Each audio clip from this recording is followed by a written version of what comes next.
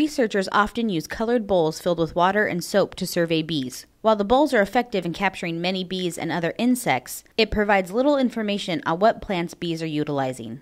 With pollinator numbers declining, the contaminants program from the Sacramento Fish and Wildlife Office and biologists at Ellicott Slough and Salinas River National Wildlife Refuge have partnered with H.T. Harvey to conduct native bee identification surveys on the refuges. This survey uses a different technique that documents what flowers bees are attracted to and what species of plant the insect is gathering resources from. Given the fact that we are losing pollinators pretty rapidly, it's become important to try and figure out what we have and what may be in trouble, what we can do to possibly help them out.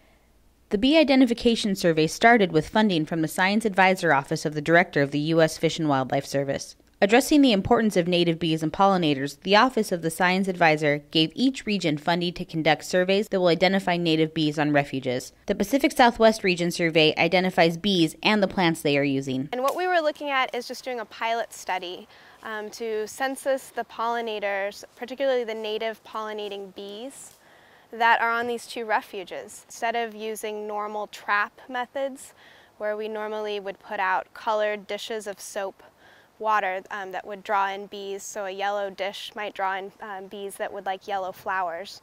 Instead, we wanted to try and figure out what these bees and other insects were visiting at the refuge. The rationale for the survey design was that information on host plant usage is very important to refuge managers to guide management actions that can enhance and protect habitat for native bees.